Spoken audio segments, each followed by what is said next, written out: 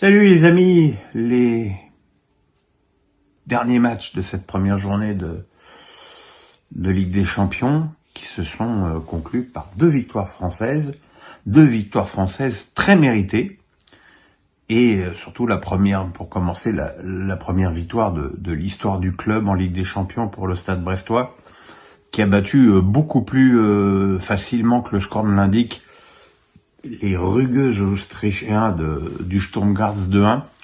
Rugueux parce que ils ont quand même offert un combat physique assez souvent au-delà de la normalité aux Bretons, qui ont ouvert le score sur un tir à l'entrée des 16 mètres de Magnetti, très précis.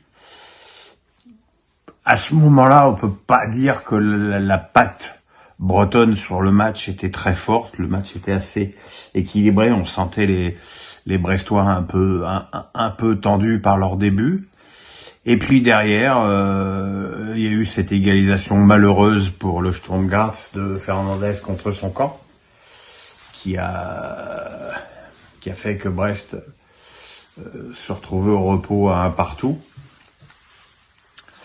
Et en deuxième période, finalement, c'est au moment où Brest semblait un petit peu flotter que Sima a marqué le but de la victoire pour les Bretons.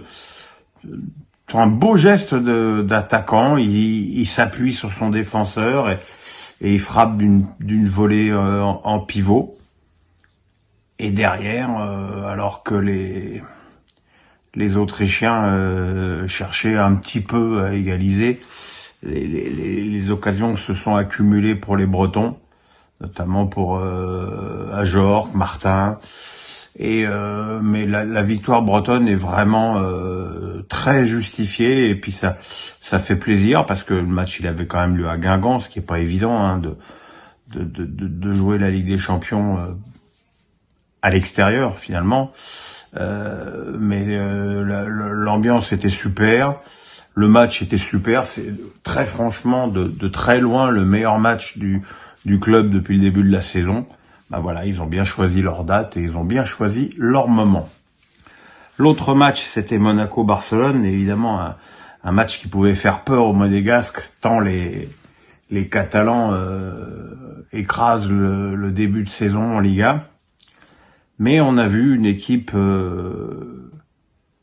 monégasque avec des choix quand même, allez, on va dire un petit peu plus défensifs de la part d'Adi Hutter, avec Vanderson qui était côté gauche et Singo côté droit, Golovin sur le banc. Voilà, c'est quand même une équipe qui était un petit peu faite pour résister aux assauts du Barça. Des assauts, il y en a pas eu finalement tant que ça. D'autant plus que le match a basculé une première fois très rapidement avec l'expulsion d'Eric Garcia pour une faute sur Minamino, sur une très mauvaise relance de la défense catalane.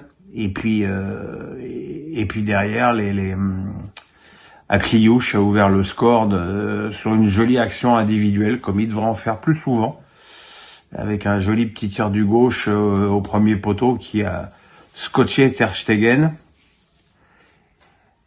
Les Catalans ont quand même trouvé le moyen d'égaliser sur une action individuelle de Lamine Yamal, qui s'est très bien joué de Salissou pour marquer d'un tir du gauche au premier poteau.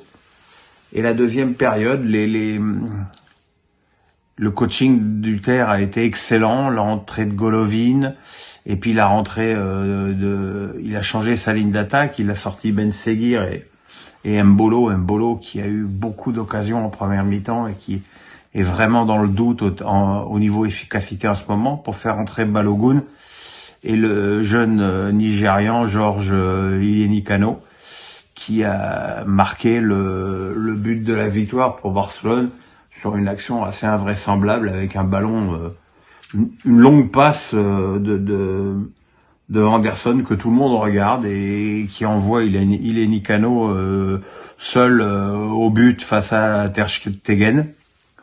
Voilà, il y a un petit peu de réussite sur cette action, mais globalement en fin de match, notamment par Balogun, les Monégasques se sont vraiment montrés supérieurs à une équipe du Barça. Alors certes en infériorité numérique, mais bon, s'ils sont en infériorité numérique, c'est aussi de leur faute, hein. Donc voilà, quoi, c'est un très très bon résultat.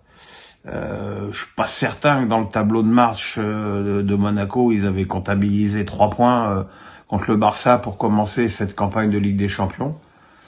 Donc finalement, le bilan des clubs français, c'est 3 victoires et une défaite, c'est quand même plutôt pas si mal dans ces temps moroses. Voilà mes petits amis, le pouce, la cloche, on s'abonne, vous savez tout. On se retrouve demain avec les pronos légendaires et puis la suite ce week-end. Bonne soirée, bisous.